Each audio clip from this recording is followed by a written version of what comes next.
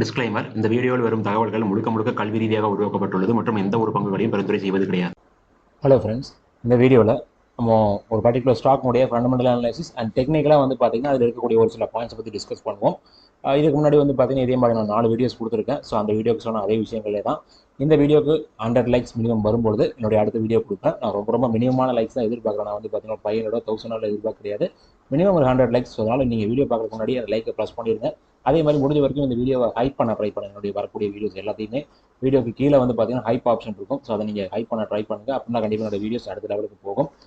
இதை நீங்கள் weekly 3 time தான் பண்ண முடியும்னு நினைக்கிறேன். ஸோ அதனால் முடிஞ்ச வரைக்கும் அதை பண்ண ட்ரை பண்ணுங்கள். பர்டிகுலராக இந்த மாதிரி நீங்கள் ஃபண்டமெண்டல் அனாலிசிஸ் ஸ்டாக்ஸுக்கு நீங்கள் கொடுக்கும்போது பார்த்தீங்கன்னா அது நிறைய பேருக்கு இன்னும் ரீச் ஆகும். அது கண்டிப்பாக என்னுடைய வீடியோஸ்க்கு ஹெல்ப்ஃபுல்லாக இருக்கும். ஏன்னா என்னுடைய சேனலை பொறுத்த வரைக்கும் ரொம்ப மினிமமான வியூஸ் தான் வந்துட்டு இருக்கு. அண்ட் ஆல்சோ பார்த்தீங்கன்னா இதில் நான் மெம்பர்ஷிப்பும் கொடுக்குறது இந்த சேனலில். அதனால் எனக்கு இந்த சேனலை பொறுத்த வரைக்கும் பார்த்தீங்கன்னா ரெவன்யூ அப்படிங்கிறது இதுலேருந்து ரொம்ப மினிமம். அதாவது நீங்கள் எந்த அளவுக்கு எதிர்பார்க்குறீங்கன்னு தெரியல. ரொம்ப மினிமம் ரெவன்யூ தான் எனக்கு வந்துட்டு இருக்கு. பட் இருந்தாலும் நான் வீடியோஸ் கொடுத்துட்ருக்கேன். உங்களுடைய நன்மைக்கு பயன்படட்டும் அப்படிங்கிற ஒரு விஷயத்துக்காகவும் அட் த சேம் டைம் பார்த்தீங்கன்னா என்னுடைய ஒரு ரீச்சுக்காகவும் நான் கண்டிப்பாக இந்த சேனலை கண்டிப்பாக பண்ணிட்டு இருக்கேன். ப்ளஸ் இதை நான் பண்ணும்பொழுது தான் எனக்கும் நாலேஜஸ் பார்த்தீங்கன்னா இம்ப்ரூவ் ஆகிக்கிட்டே இருக்கும். நான் என்னுடைய சேனலை ஸ்டார்ட் பண்ண புதுசில் இருக்கக்கூடிய டெக்னிக்கலை விட இப்போ என்னுடைய டெக்னிக்கல் நல்லாவே இம்ப்ரூவ் ஆகிருக்கிறது என்னால் ஃபீல் பண்ண முடியுது. ஸோ அதுக்கு கண்டிப்பாக இந்த மாதிரி சேனல்ஸும் ரொம்ப யூஸ்ஃபுல்லாக இருக்கிறதுனால நான் அதை ஒரு கண்டினியூஸாக நான் பண்ணிக்கிட்டே இருக்கேன். இப்போ இன்னைக்கு நம்ம இந்த வீடியோவில் பார்க்க போகிறது பார்த்தீங்கன்னா ஒரு ஆட்டோமொபைல் செக்டர் கூடிய ஒரு ஸ்டாக். ஸோ ஆட்டோமொபைல் செக்டரை பொறுத்த வரைக்கும் பார்த்தீங்கன்னா ரீசெண்டாக என்னுடைய போன வீடியோவில் ஒருத்தர் கேட்டிருந்தாரு, நீங்கள் இண்டெக்ஸ் அனாலிசிஸ் பண்ணும்போது ஆட்டோமொபைல் இண்டெக்ஸையும் பார்த்தீங்கன்னா ஆட்டோ இண்டெக்ஸையும் ஆட் பண்ணுங்க அப்படிங்கிற மாதிரி கேட்டிருந்தாரு. ஸோ கண்டிப்பாக நான் பார்த்தீங்கன்னா ஆட்டோ இண்டெக்ஸ் ஆட் பண்ணுறேன். என்னுடைய மண்டே வீடியோலேருந்து நான் கொடுக்க ட்ரை பண்ணுறேன். இப்போ நான் ஆட்டோ இண்டெக்ஸுடைய டெக்னிக்கலை பார்க்கும்போது எனக்கு என்ன ஃபீல் ஆச்சு அப்படின்னு கேட்டிங்கன்னா, அந்த இண்டெக்ஸை பொறுத்த வரைக்கும் ஆட்டோ இண்டெக்ஸ் கொஞ்சம் பேரிஷாக இருக்குது அப்படிங்கிற மாதிரி தான் எனக்கு ஃபீல் ஆகுது. இப்போ தான் பேரிஷாக மாறி இருக்கு. ஜஸ்ட் நவ் பார்த்தீங்கன்னா அது பேரிஷாக மாறி இருக்கு. அது இந்த வாரம் தான். ஸோ அப்படி பார்க்கும்பொழுது நம்ம ஏன் ஆட்டோமொபைல் செக்டரில் இருக்கக்கூடிய ஸ்டாக்கை இருக்கணும்? ஏன்னா பார்த்தீங்கன்னா அப்போ பேரிஷாக இருந்துச்சுன்னா எல்லா ஸ்டாக்கும் ஃபால் ஆகும்ல அப்படிங்கிற மாதிரி நீங்கள் திங்க் பண்ணலாம். பட் ரீசெண்டாக நீங்கள் பார்த்துருந்தீங்க அப்படின்னா எல்லா ஸ்டாக்குமே ஆட்டோமொபைல் செக்டரை பொறுத்த வரைக்கும் மோஸ்ட் ஆஃப் தி ஸ்டாக்ஸ் பார்த்தீங்கன்னா நல்ல ஒரு அப் மூல போயிருக்கு. பட் இந்த ஸ்டாக் பார்த்தீங்கன்னா டவுன் மோல் தான் இருக்கு. ஆல்ரெடி டவுன்ல தான் இருக்கு. நல்ல ஒரு பாட்டம் கிட்ட வந்த மாதிரி எனக்கு பார்த்தீங்கன்னா ஃபீல் ஆச்சு. அண்ட் ஆல்சோ டெக்னிக்கல் லெவல்ஸையும் நான் இண்டிகேட் பண்றேன். ஸோ டெக்னிக்கல் லெவல்ஸை பொறுத்த வரைக்கும் பார்த்தீங்கன்னா ஒரு சிலர் சொல்றீங்க எனக்கு டெக்னிக்கல்ஸை ஃபாலோ பண்ண முடியல, நீங்க சொல்றது பார்த்தீங்கன்னா கொஞ்சம் கரெக்டாக இல்லை, சார்ட்டை சொல்லுங்க அப்படிங்கிற மாதிரி கேட்குறாங்க. சார்ட் என்னால் இந்த இடத்துல காமிக்கவே முடியாது. நான் அதனால தான் அந்த ஆட்டோமொபைல் இண்டெக்ஸினுடைய அந்த பேரிஷ்னஸையும் நான் சார்ட் உங்களுக்கு காமிக்கல. காரணம் பார்த்தீங்கன்னா நான் அந்த சார்ட்டை காமிக்க போய் அந்த யூடியூப் அல்காரிதம் பார்த்தீங்கன்னா இதை இந்த ஸ்டாக்குடைய சார்ட் அப்படிங்கிற மாதிரி எடுத்துக்க போகுது அப்படிங்கிற ரீசனால தான் அந்த சார்ட் நான் இங்கே கொண்டு வரல. ஓகேங்களா? அதை நம்ம மண்டே வீடியோஸ் நம்ம பார்க்கலாம்.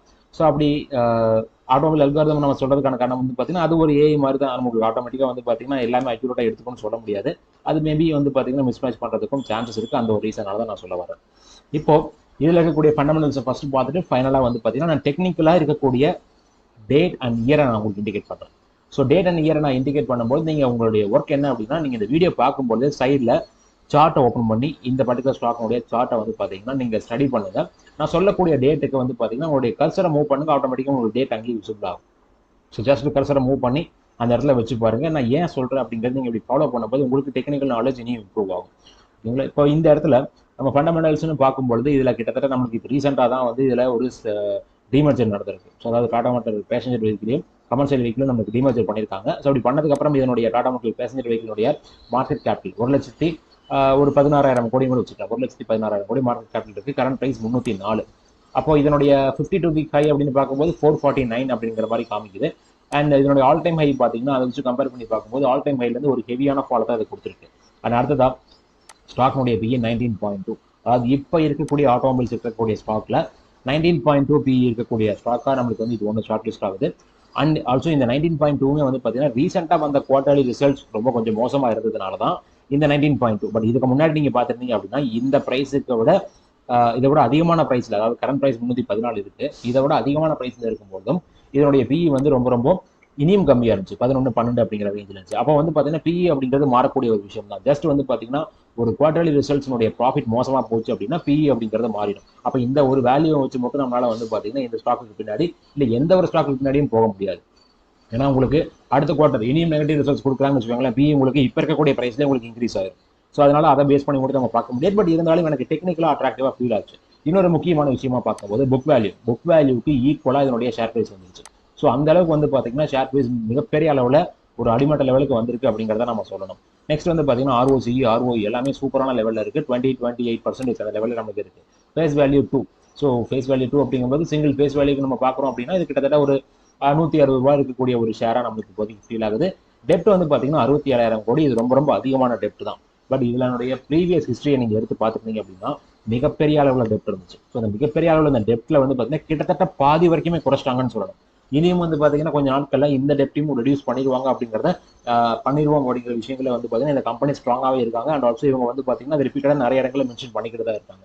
And sales growth and profit growth எல்லாமே நெகட்டிவ்ல இருக்குது. ஏன்னா நம்ம லாஸ்ட் குவார்டர்லி ரிசல்ட்ஸ் கொஞ்சம் சரியில்லை. லாஸ்ட் மட்டும் கிடையாது, அதுக்கு முன்னாடி வந்து பார்த்தீங்கன்னா நல்ல ஒரு ரிடக்ஷன் அப்படிங்கிறது இந்த க்ரோத்ல இருந்திருக்கு. அண்ட் டெப்ட் ரொம்ப ரொம்ப அதிகம் நம்ம பார்த்துருந்தோம். பட் டெப்ட் ஈக்விட்டி பார்த்தீங்க அப்படின்னா ஈவன் 1 கூட கிடையாது. 1 அதுக்கு கீழே இருந்துச்சு அப்படின்னா நம்ம வந்து பார்த்தீங்கன்னா அது ஓரளவுக்கு ரீசனபிளான டெப்ட்னு சொல்லலாம். அப்படி பார்க்கும்போது 0.61 தான் இதனுடைய டெப்ட் இருக்கு. அப்படி பார்க்கும்போது இந்த 67,000 கோடியும் வந்து பார்த்தீங்கன்னா இவங்களால மேனேஜ் பண்ண முடியும் அப்படிங்கிறத நம்மளுக்கு இந்த இடத்துல இண்டிகேட் ஆகுது. அடுத்ததான் நெட் ப்ராஃபிட் பாருங்க, கிட்டத்தட்ட 85,000 கோடி. சேல்ஸ் வந்து பார்த்தீங்கன்னா 3.5 லட்சம் கோடி சேல்ஸ் இருக்கு. ஸோ மிகப்பெரிய அளவில் சேல்ஸ் இருக்கு. ஷேர்ஸ் எதுவும் பிளட்ஜ் பண்ண கிடையாது. இன்ட்ரின்சிக் வேல்யூ பாருங்க, இப்போ இருக்கக்கூடிய இடத்துல இருந்து 4 மடங்கு அதிகமாக இருக்கு. ஸோ இந்த இன்ட்ரின்சிக் வேல்யூ அப்படிங்கிற விஷயம் வந்து பார்த்தீங்கன்னா எதை பேஸ் பண்ணி கால்குலேட் ஆகும்னா கிட்டத்தட்ட இவங்களுடைய ஏர்னிங்ஸ் பர் ஷேர் எந்த அளவுக்கு இருக்கு, அதில் எந்த அளவுக்கு க்ரோத் இருக்கு, ப்ளஸ் வந்து பார்த்தீங்கன்னா ஸ்டாக்குடைய பி எந்த அளவுக்கு இருக்கு, இதெல்லாம் பேஸ் பண்ணி தான் வந்து பார்த்தீங்கன்னா இந்த வேல்யூ நமக்கு இண்டிகேட் ஆகும். ஸோ அப்படி பார்க்கும்போது கிட்டத்தட்ட இங்கிருந்து 4 மடங்கு அளவுக்கு ஏற அளவுக்கான இன்ட்ரின்சிக் வேல்யூ இந்த பர்டிகுலர் ஷேருக்கு இருக்கு அப்படிங்கும்போது அண்ட் ஆல்சோ புக் வேல்யூக்கு ஈக்குவலாக இருக்கு. ஸோ அப்படி பார்க்கும்போது இந்த மாதிரி கம்பெனிஸ் வந்து பார்த்தீங்கன்னா நான் எப்பவுமே சொல்லுவேன், ஒரு பேங்கை பொறுத்த வரைக்கும் புக் வேல்யூ அதிகமாக இருக்கு, புக் வேல்யூவோட ஷேர் பிரைஸ் கம்மியாக இருக்குது அப்படின்னா நம்ம அது பின்னாடி போகலாம் அப்படிங்கிறது வந்து ஒரு தவறான விஷயம் நான் சொல்லியிருக்கேன். என்ன ரீசன் கேட்டிங்கன்னா பேங்க்ஸை பொறுத்த வரைக்கும் அவங்களுடைய அசட்ஸ் மற்ற விஷயங்கள் எல்லாத்தையும் பேஸ் பண்ணி தான் புக் வேல்யூ சொல்லுவாங்க. அப்போ ஒரு பேங்க் ஒரு ஸ்ட்ரகிளுக்கு போகுது அப்படின்னா அதை சேல் பண்ணிட்டு அவங்க மேனேஜ் பண்ணுறதுக்கு சான்சஸ் இருக்குது. ஆட்டோமேட்டிக்காக புக் வேல்யூ ரெடியூஸ் ஆகிறதுக்கான பாசிபிலிட்டிஸ் நிறைய இருக்குது பேங்கிங் ஷேரை பொறுத்த வரைக்கும். அதே மாதிரி புக் வேல்யூ டிராஸ்டிக்கலி இன்க்ரீஸ் ஆகிறதுக்கான பாசிபிலிட்டிஸும் பேங்கிங் ஷேர்ஸை பொறுத்த வரைக்கும் நிறைய இருக்குது. பட் இந்த மாதிரி கம்பெனிஸை பொறுத்த வரைக்கும் வந்து பார்த்தீங்கன்னா இவங்க வந்து இந்த கேபிட்டல் இன்டென்சிவ் கம்பெனிஸ்ன்னு சொல்லுவாங்க. அதாவது நிறைய கேபிட்டல் போட்டு தான் ஒரு இண்டஸ்ட்ரியை ஸ்டார்ட் பண்ற மாதிரி இருக்கும். ஸோ அந்த அளவுக்கு வந்து பார்க்கும்போது அது எல்லாமே வேனிஷ் ஆகிறதுக்கான வாய்ப்புகள் கிடையாது. அப்போ இதனுடைய புக் வேல்யூ அப்படிங்கிறது டிராஸ்டிக்கலா ரெடியூஸ் ஆகிறதுக்கான வாய்ப்புகள் ரொம்ப ரொம்ப கம்மி. ஏன்னா ரொம்ப மினிமமா வேணா நடக்கலாமே தவிர மற்றபடி புக் வேல்யூ இன்க்ரீஸ் ஆகிறது அப்படிங்கிறது வந்து வேணா நிறைய நடக்கிறதுக்கு சான்சஸ் இருக்கு. ஸோ அந்த ஒரு கன்சிடரேஷன்ல பார்க்கும்போது புக் வேல்யூவை பார்த்துட்டு இந்த மாதிரி கம்பெனிஸை நம்ம வந்து பார்த்தீங்கன்னா தாராளமாக ஃபோக்கஸ் பண்ணலாம் அப்படிங்கிறது என்னுடைய ஒரு ஒப்பீனியன். இது வந்து கண்டிப்பாக இந்த ஒப்பீனியன் எல்லாருக்கும் மாறலாம். பட் ஒரு வேளை மாறுச்சு அப்படின்னா அதுக்கான ரீசனையும் வந்து பார்த்தீங்கன்னா கமெண்ட்ல நீங்க மென்ஷன் பண்ணுங்க. அடுத்ததா டெக்னிக்கல்ஸ் நம்ம ஃபைனலாக பார்க்கலாம்.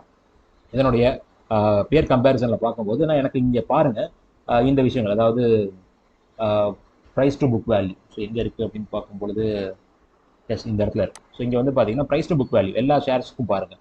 பார்க்கும்பொழுது மாருதி சுசுகி கிட்டத்தட்ட 4 அதாவது புக் வேல்யூவோட 4 மடங்கு அதிகமாக ஷேர் ப்ரைஸ் இருக்குது.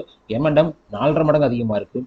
ஹூண்டாய் பார்த்தீங்கன்னா கிட்டத்தட்ட 10 மடங்கு இருக்குது. ஸோ அப்படிலாம் இருக்கும் பொழுது இந்த டாடா மோட்டார்ஸ் PV வெஹிக்கிள்ஸை பார்த்தீங்க அப்படின்னா கிட்டத்தட்ட புக் வேல்யூக்கு ஈக்குவலாக ட்ராவல் ஆகிட்டு இருக்கு. இந்த மாதிரி ஷேர் வந்து பார்த்தீங்கன்னா வேற எதுவுமே இல்லை. ஸோ இந்த மெர்க்குரி EV டெக்னு ஒன்று கொடுத்துருக்காங்க, அது என்ன கம்பெனி நம்மளுக்கு தெரியாது. நம்மளுக்கு பொறுத்த வரைக்கும் மேஜரான கம்பெனிஸ்னு பார்க்கும்போது அதில் டாடா மோட்டார்ஸ்னுடைய பங்கு கண்டிப்பாக முக்கியமாக இருக்கு. அண்ட் ஆல்சோ இவங்க இப்போ ரீசெண்டாக இவங்க கொடுக்கக்கூடிய நிறைய வெஹிக்கிள்ஸ் வந்து பார்த்தீங்கன்னா அந்த டாப் 3 அண்ட் சம்டைம்ஸ் வந்து பார்த்தீங்கன்னா நியர்லி இந்த EV செக்மெண்ட்லாம் வந்து பார்த்தீங்கன்னா டாப் 1க்கே வந்துடுறாங்க.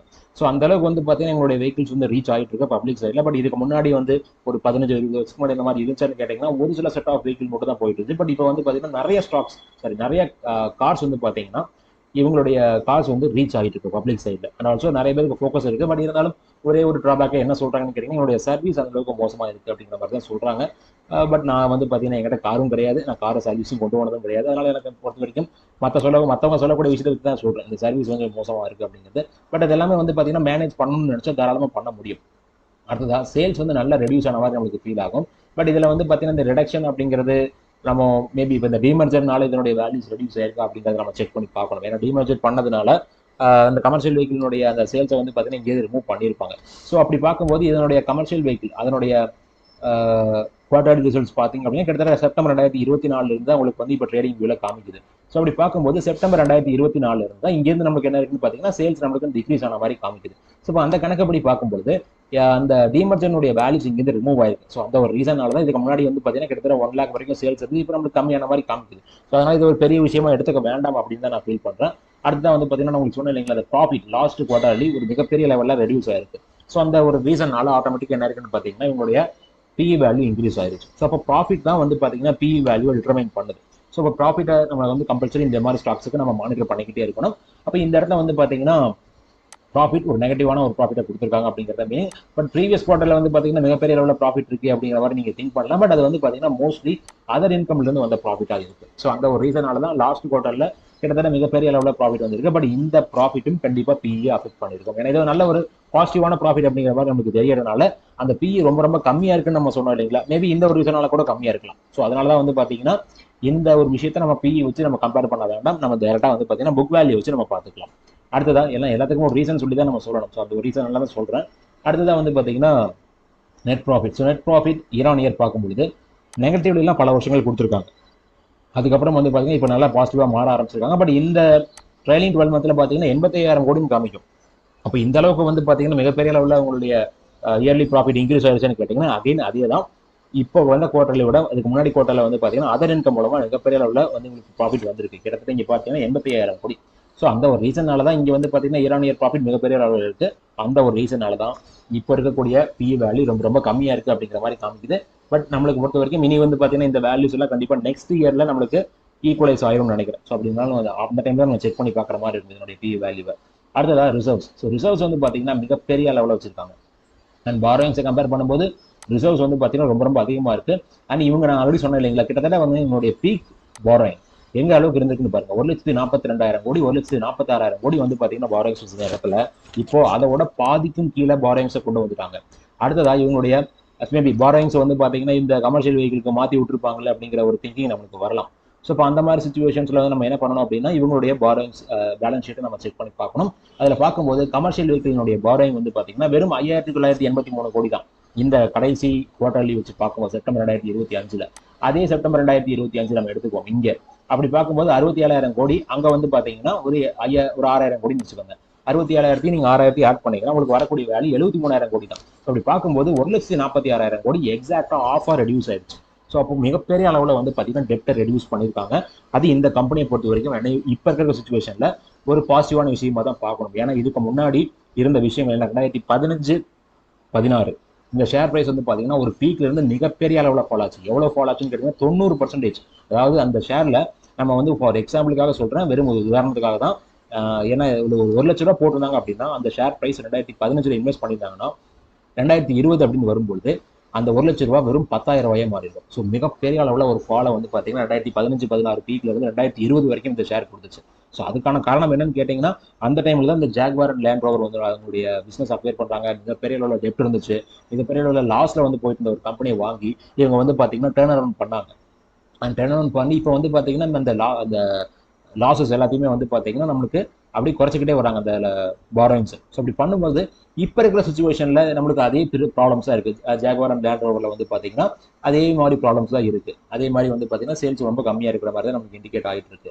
ஸோ அப்படி பார்க்கும்போது அந்த டைமில் இதே விஷயங்கள் தான் இருந்துச்சு. பட் அந்த டைமில் டெப்ட் ரொம்ப அதிகமாக இருந்துச்சு. அதனால இவங்களால மேனேஜ் பண்ணுறது ரொம்ப கஷ்டமாக இருந்திருக்கும். அதனால தான் அந்த ஷேர் ப்ரைஸ் ரெடியூஸ் ஆயிருக்கு. பட் இப்போ வந்து பார்த்தீங்கன்னா அதே மாதிரி நம்மளுக்கு இந்த sales of Jaguar and Land Rover கம்மியாக இருக்கிறதுனால அட் த சேம் டைம் டெப்ட்டும் நல்ல பாதி அளவுக்கு ரெடியூஸ் ஆகிட்டதுனால கண்டிப்பாக அதை இவங்களால மேனேஜ் பண்ணிட முடியும். ஏன்னா கடன் அதிகமாக இருக்கும்போதே மேனேஜ் பண்ணிட்டாங்க. இப்போ கடன் கம்மியாக இருக்கும்போது கண்டிப்பாக வந்து பார்த்தீங்கன்னா மேனேஜபிள் லெவலுக்கு வரதுக்கு சான்சஸ் இருக்குது. அப்படி பார்க்கும்போது இப்போ ரீசெண்டாக வந்த ஹைல இருந்து இந்த ஷேர் ஆல்ரெடி நமக்கு 56% ஃபால் ஆயிருச்சு. இதுக்கு முன்னாடி ஃபால் ஆகும்போது 90%. அப்போ அந்த அளவுக்கு ஃபால் ஆகுமே அப்படிங்கிற ஒரு பயம் எல்லாருக்குள்ளேயும் இருக்கும். பட் அந்த டைமில் 2 ப்ராப்ளம்ஸ் இருந்துச்சு. ஒன்று ஜாக்வார் அண்ட் லேண்ட் ரோவருடைய ரெவன்யூ கம்மியாகிக்கிட்டே போச்சு, ப்ளஸ் டெப்ட் ரொம்ப ரொம்ப அதிகமாக இருந்துச்சு. பட் இப்போ வந்து பார்த்தீங்கன்னா அதே மாதிரி தான் நம்மளுக்கு ஜாக்வார் அண்ட் லேண்ட் ரோவருடைய ரெவன்யூ கொஞ்சம் கம்மியாகிட்டு இருக்கு. பட் டெப்ட் வந்து பார்த்தீங்கன்னா மேனேஜபிள் லெவலில் தான் இருக்குது. ஸோ அப்படி இந்த மாதிரி விஷயங்கள் எல்லாத்தையும் நம்ம வச்சு பார்க்கும்பொழுது போன டைம் அந்த மாதிரி 90% ஃபால் இந்த டைம் வரணுங்கிற அவசியம் கிடையாது. இப்போ நம்மளுக்கு ஆல்ரெடி வந்து பார்த்தீங்கன்னா தேவையான அளவுக்கு ஃபால் ஆயிடுச்சு அப்படிங்கிறத நான் ஃபீல் பண்ணுறேன். அப்போ இது எல்லாத்தையும் நம்ம கம்பேர் பண்ணி பார்க்கும்போது நம்மளுக்கு ஓரளவுக்கு ஓகேவாக தான் இருக்குது. அதுதான் வந்து பார்த்தீங்கன்னா கேஷ் ஃப்ளோ கொஞ்சம் நெகட்டிவாக தான் இருக்குது. பட் சம்டைம்ஸ் வந்து பார்த்தீங்கன்னா பாசிட்டிவாகவும் போயிட்டு இருக்காங்க. இவங்களுக்குலாம் கேஷ் ஃப்ளோ புரிஞ்சு பார்க்கணுங்கிற அவசியம் கிடையாது. ஏன்னா கண்டிப்பாக மேனேஜ் பண்ணிடுவாங்க. அடுத்ததான் ஷேர் ஹோல்டிங் பேட்டர்ன் பாருங்கள். நாம மட்டும் இந்த ஷேர் முன்னாடி போக முடியாது. FANDI கிட்டத்தட்ட வந்து பார்த்தீங்கன்னா பப்ளிக்கு நியர்லி ஒரு 70-60% வந்து பார்த்தீங்க அப்படின்னா FANDI ஹோல்டிங்ஸ் வச்சிருக்காங்க. அண்ட் இங்கே வந்து பார்த்தீங்கன்னா உங்களுடைய ப்ரொமோட்டர்ஸ்னுடைய ஷேர்ஸ் கிட்டத்தட்ட 42.56 இருக்கு. பட் என்னை பொறுத்த வரைக்கும் இவங்களுக்கு கம்பல்சரி 50க்கு மேலே இருக்கணும் அப்படிங்கிற அவசியம் கிடையாது. ஏன்னா இந்த கம்பெனியினுடைய ப்ரொமோட்டருக்கு சைடில் நிறைய ஒரு இன்டெகிரிட்டி இருக்கிறதுனால ஆட்டோமேட்டிக்காக பப்ளிக்னுடைய ஓட் அண்ட் FADSனுடைய ஓட்லாம் வந்து பார்த்தீங்கன்னா இவங்களுக்கு வரதுக்கு சான்சஸ் இருக்குது. அப்போ 50க்கு மேலே வரணுங்கிற கட்டாயம் கிடையாதுன்னு தான் நான் ஃபீல் பண்ணுறேன். அண்ட் ஆல்சோ வந்து பார்த்தீங்கன்னா ஷேர் ஹோல்டிங் பேட்டர்ன் கண்டினியூஸாக வந்து பார்த்தீங்கன்னா ஒரு ஒரு மைல்டு சேஞ்சஸ் தான் நமக்கு இந்த இடத்துல வந்துட்டு இருக்கே தவிர அந்த மெயின்டைன் பண்றது அப்படிங்கிறது நியர்லி வந்து பாத்தீங்கன்னா இங்கே நம்மளுக்கு ஜூன் 2023 எந்த அளவுக்கு இருந்துச்சோ அதுக்கு ஈக்குவலா இப்பவும் இருக்கு. அதே மாதிரி வந்து பாத்தீங்கன்னா டிஐஎஸ் கிட்டத்தட்ட அந்த டைம்ல எவ்வளவு வச்சிருந்தாங்களோ அதை விட ரொம்ப கம்மியாக தான் இப்போதைக்கு நம்மளுக்கு வந்து பாத்தீங்கன்னா என்னுடைய ரொம்ப கம்மின்னு சொல்ல முடியாது, ஒரு 2% நம்மளுக்கு ரெடியூஸ் ஆயிருக்கு. பட் பப்ளிக் வந்து பாத்தீங்கன்னா கிட்டத்தட்ட ஒரு 4% இன்க்ரீஸ் ஆயிருக்குன்னு கூட சொல்லலாம் இந்த ஸ்டார்டிங் பீரியட்ல வச்சு பார்க்கும்போது. ஸோ அப்படி ஒரு பெரிய ஒரு சேஞ்சஸ் அப்படிங்கிறது ஷேர் ஹோல்டிங் பேட்டர்ல வரல அப்படிங்கிறத நான் ஃபீல் பண்றேன். அடுத்ததா டெக்னிக்கல்ஸுக்கு வருவோம். டெக்னிக்கல்ஸ் வந்துட்டோம் அப்படின்னாலே நீங்க வீடியோ அப்படியே ப்ளே பண்ணிட்டு நீங்க சார்ட்டுக்கு போய் பாருங்க. இப்போ ரீசெண்டாக வந்து பார்த்தீங்கன்னா ஆகஸ்ட் 2024 தான் இந்த ஷேர் ப்ரைஸ் பீக் அரைச்சிது. அந்த டைம்ல கூட சொல்லியிருந்தேன் இந்த மாதிரி ஷேரை இதுக்கு முன்னாடி இந்த மாதிரி சுச்சுவேஷன்ல வாங்கக்கூடாது, நல்ல ஒரு ஃபால் வரணும் அப்படின்ட்டு நான் 2 சப்போர்ட்ஸை மார்க் பண்ணேன். அந்த 2 சப்போர்ட்ஸ் என்னென்ன அப்படின்னு கேட்டீங்க அப்படின்னா, ஒன்று வந்து பார்த்தீங்கன்னா அக்டோபர் 2023 தேர்ட் வீக் ஒரு லோ வந்து பார்த்தீங்கன்னா நான் வந்து சப்போர்ட்டாக ஃபிக்ஸ் பண்ணேன். அதுக்கப்புறம் ஜனவரி 2022 பீக்கை ஒரு பாட்டம் சப்போர்ட்டாக நான் ஃபிக்ஸ் பண்ணேன். அந்த ஜனவரி 2022 சப்போர்ட், அந்த பீக்கினுடைய சப்போர்ட் வந்து பார்த்தீங்க அப்படின்னா இந்த வாரம் ரீச் ஆயிருக்கு. அண்ட் ஆல்சோ 7th ஏப்ரல் 2025 அந்த பீரியட்ல இந்த 2 லெவல்ஸுக்கும், அதாவது அக்டோபர் 2023 சப்போர்ட்டுக்கும் ஜனவரி 2022 அந்த பீக் சப்போர்ட்டுக்கும் இடையில வந்து பார்த்தீங்கன்னா நமக்கு டச் பண்ணிட்டு பவுன்ஸ் பேக் கொடுத்துச்சு. அப்பயும் நான் வீடியோ கொடுத்துருந்தேன். என்னுடைய செகண்ட் சப்போர்ட் எக்ஸாக்டாக ரீச் ஆகல, பட் ஃபர்ஸ்ட் சப்போர்ட்டை வந்து பார்த்தீங்கன்னா ரீச் பண்ணிட்டாங்க அப்படின்னு சொல்லியிருந்தேன். அந்த டைம்ல தான் இந்த டிமர்ஜெல்லாம் நடக்கும் அப்படிங்கிற மாதிரி விஷயங்கள்லாம் வந்ததுனால இந்த டிமர்ஜரை பேஸ் பண்ணி நிறைய பேர் உள்ள என்ட்ரு ஆகிறதுக்கும் வாய்ப்புகள் இருக்கு. ஸோ இப்போ அதுக்கப்புறம் என்ன ஆச்சுன்னு பார்த்தீங்கன்னா ஒரு பவுன்ஸ் பேக் நடந்துச்சு. நான் வேணா இங்கே இருக்கக்கூடிய சார்ட்டை வேணா பார்க்கலாம். இங்கே வந்து தான் சொல்கிறேன், இந்த பாட்டம் தான் நம்மளுக்கு வந்து பார்த்தீங்கன்னா இங்கே பீக்கில் இருக்கும்போது நான் ஃபாலோ ஆகும்னு எதிர்பார்த்தேன். இந்த பாட்டம் வரும்பொழுது நம்மளுக்கு ஃபர்ஸ்ட் சப்போர்ட்டுக்கும் செகண்ட் சப்போர்ட்டுக்கும் இடையில நம்மளுக்கு ரீச் பண்ணிருச்சு. அங்கிருந்து அந்த பவுன்ஸ் பேக் கொடுத்ததுக்கு அப்புறம் இந்த பீக் இருக்கு இல்லைங்களா, இந்த பீக் வந்து பார்த்தீங்கன்னா மே 2025 அண்ட் இந்த பீக் வந்து பார்த்தீங்கன்னா செப்டம்பர் 2025. அந்த மே 2025 ரீச் பண்ணும்போது நம்மளுக்கு வந்து பார்த்தீங்கன்னா இந்த இடத்துல ஒரு ரிஜெக்ஷன், ஒரு ரெஸ்டன்ட் இருக்கு. அங்கேருந்து நமக்கு ரிஜெக்ட் ஆகும். அந்த ரேஞ்சுக்கு மேலே வீக்லி க்ளோசிங் வச்சாதான் பவுன்ஸ் பேக் ஆகுங்கிறத என்னுடைய டெக்னிக்கல் அனலைசிஸ் நான் சொல்லியிருந்தேன்.